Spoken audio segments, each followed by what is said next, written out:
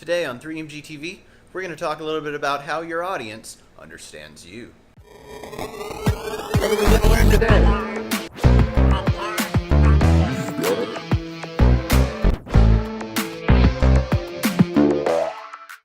So have you ever been frustrated with how people seem to respond better to things that are maybe not as hard to do in music? So if you are this awesome guitar virtuoso and nobody seems to care when you play out in random places, and then you go and see somebody that just plays random songs and sings, and he seems to get all the attention in the world.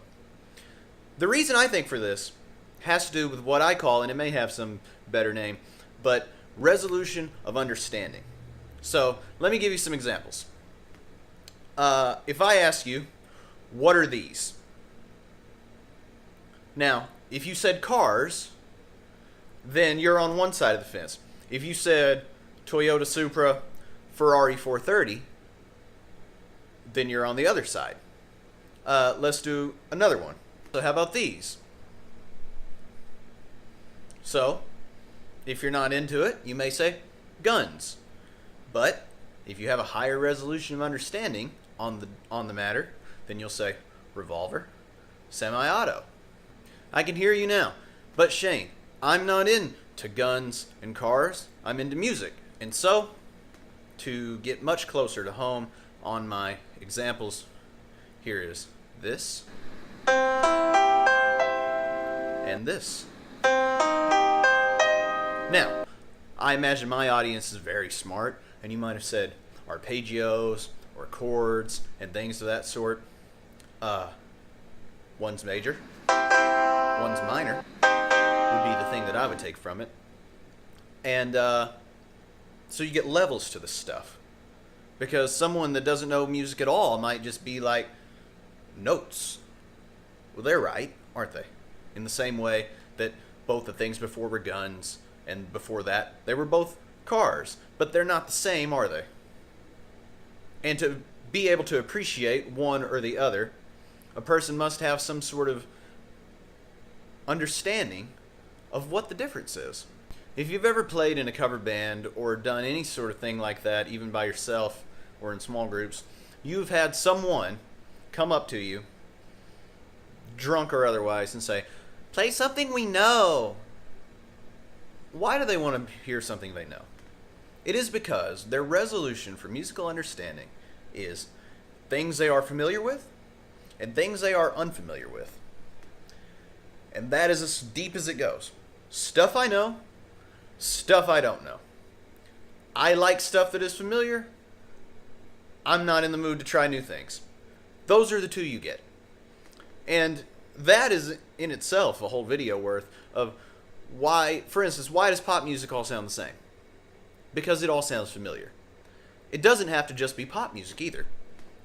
Nearly every era of music has aesthetics that are similar throughout time. If we go like from 1960 onward, the aesthetic is quite closely related to the technical recording capabilities and the technology of the time.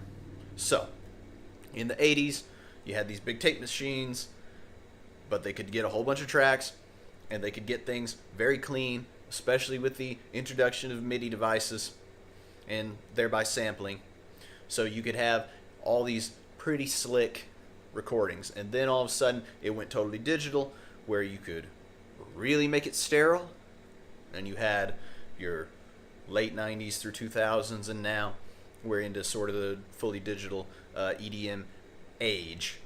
And the thing is that the music is not necessarily, I mean, this becomes quite subjective, better or worse, but it is all similar to its peers.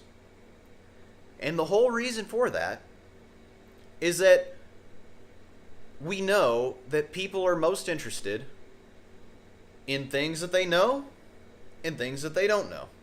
Stuff that feels familiar and comfortable, and stuff that does not. Is that right? No.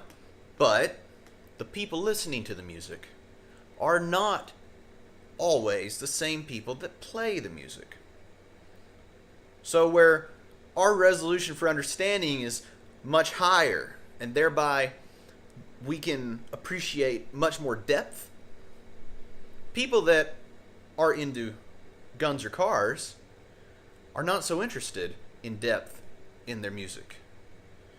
They're happy for it to be this magical, emotional, and metaphysical experience, and that's fine. That's fine. But as performers, it is important to keep these concepts in mind so that when someone says, play me something I know, you have some idea of what they mean. You can take their age into account and say, well, they probably want anything that even sounds like it could be from the 90s, let's say. Because their resolution for understanding is so shallow that it is limited almost entirely to what they know, what they don't know.